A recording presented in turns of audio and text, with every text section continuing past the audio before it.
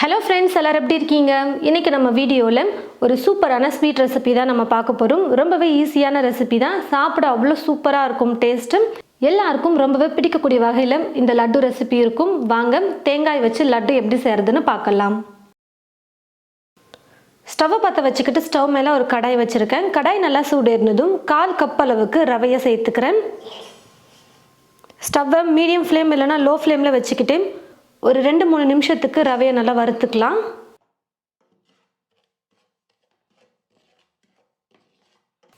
ஒரு நிமிஷம் ரவையை வறுத்ததுக்கு அப்புறமா 1 டீஸ்பூன் நெய் சேர்த்துட்டு இப்போ வறுத்துக்கிறேன்.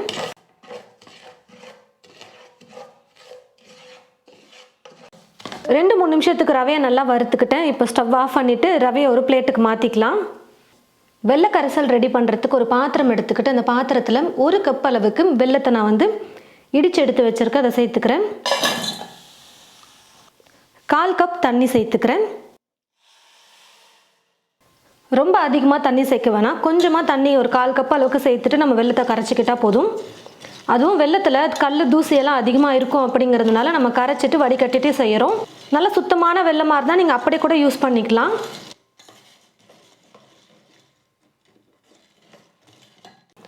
வெள்ளம் நல்லா கரைஞ்சதுக்கு அப்புறமா 1 நிமிஷம் நல்லா இப்படி கொதிக்க வச்சதுக்கு அப்புறமா ஸ்டவ் ஆஃப் பண்ணிவிட்டு நம்ம வெள்ளை கரைசலை எடுத்துக்கலாம்.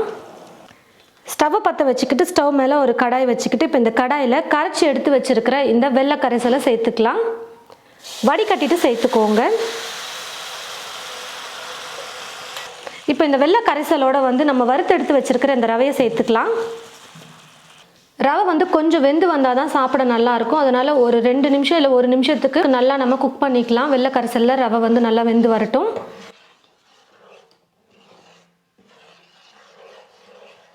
ரவையை சேர்த்துட்டு ஸ்டவ்வை மீடியம் ஃப்ளேமில் வச்சுக்கிட்டு 2 நிமிஷத்துக்கு நல்லா நான் குக் பண்ணிக்கிட்டேன். இப்போ இது கூட தேங்காவை சேர்த்துக்க போகிறேன்.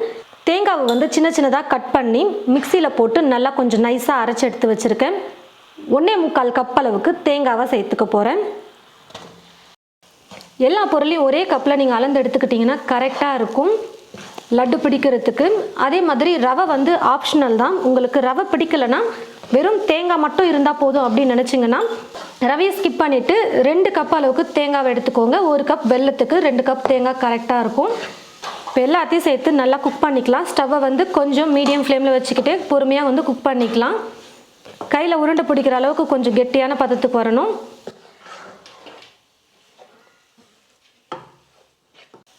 இப்போ இது கூடவே பார்த்தீங்கன்னா 1/4 டீஸ்பூன் அளவுக்கு ஏலக்காய் தூள் சேர்த்துக்கிறேன். 1 டீஸ்பூன் நெய் சேர்த்துக்கிறேன். இப்போ இதை சேர்த்துட்டு நல்லா குக் பண்ணிக்கலாம். இப்போ இது ரெண்டுத்தையும் சேர்த்து நல்லா கலந்து கொடுத்துக்கலாம். பார்க்குறதுக்கு கெட்டியான மாதிரி இருக்கும், ஆனால் உருண்டை பிடிக்க முடியாது, இலக்கமாகவே இருக்கும். ஏன்னு பார்த்தீங்கன்னா இந்த மாதிரி நம்ம ப்ரெஸ் பண்ணும்போது கொஞ்சம் ஈரப்பதம் இருக்குது பாருங்கள். இந்த மாதிரி கொஞ்சம் ஈரமாக இருந்ததுன்னா உருண்டை பிடிக்க முடியாது, உருண்டை இலக்கமாயிட்டே இருக்கும். இன்னும் கொஞ்சம் நேரம் நல்லா குக் பண்ணிக்கணும்.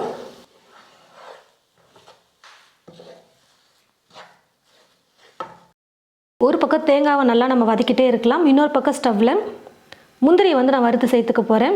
2 டீஸ்பூன் அளவுக்கு நெய்யை சேர்த்துட்டு நல்லா பொடியாக முந்திரியை கட் பண்ணி எடுத்து வச்சுருக்கேன். இப்போ இந்த முந்திரியை சேர்த்து நல்லா வறுத்துக்க போகிறேன்.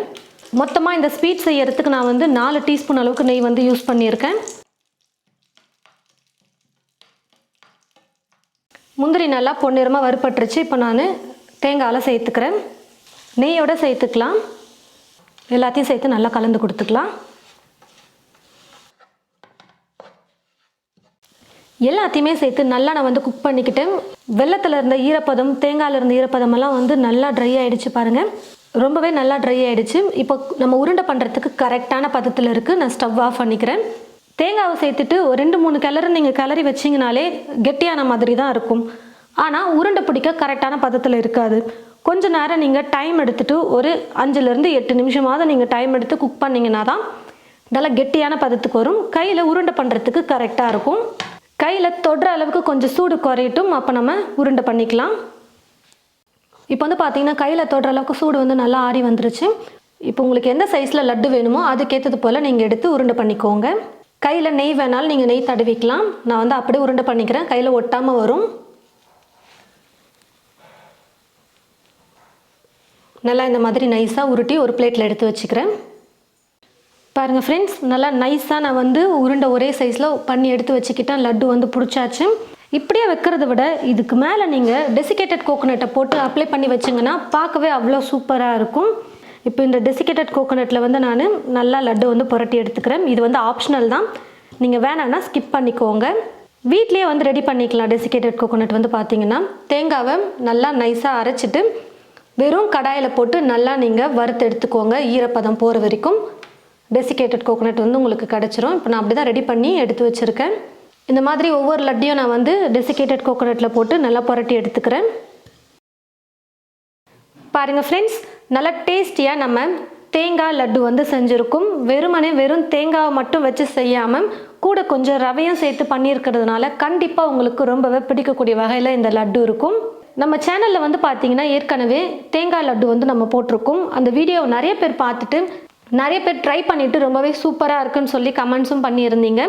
அந்த தேங்காய் லட்டு வந்து பார்த்தீங்கன்னா நம்ம சர்க்கரையை வச்சு நல்ல வெள்ளையாக நம்ம செஞ்சுருப்போம். ஆனால் இன்றைக்கி வந்து பார்த்திங்கன்னா நம்ம கொஞ்சம் டிஃப்ரெண்ட்டாக ரவை வெல்லம் வந்து பயன்படுத்தி நம்ம வந்து பார்த்திங்கன்னா தேங்காய் லட்டு வந்து செஞ்சுருக்கோம். ஒரு சிலர் வந்து சர்க்கரை பயன்படுத்த மாட்டாங்க. அப்படி இருக்கிறவங்களுக்கு வந்து இந்த வீடியோ ரொம்பவே யூஸ்ஃபுல்லாக இருக்கும்னு நினைக்கிறேன். இந்த லட்டு வந்து பார்த்திங்கன்னா ரொம்பவே சூப்பராக இருக்கும் சாப்பிட்றதுக்கு. எல்லாருக்கும் ரொம்ப பிடிக்கக்கூடிய வகையில் சூப்பராக இருக்கும் சாப்பிட. நீங்கள் உங்களுடைய வீட்டிலும் இதே மாதிரி நான் சொன்ன அளவுகளை கொண்டு செஞ்சு பாருங்கள். அவ்வளோ நல்லா சூப்பராக வரும். உங்களுக்கும் ட்ரை பண்ணி பார்த்துட்டு எப்படி இருக்குன்னு சொல்லிட்டு மறக்காமல் கமெண்ட் பாக்ஸில் வந்து கமெண்ட் பண்ணுங்கள்.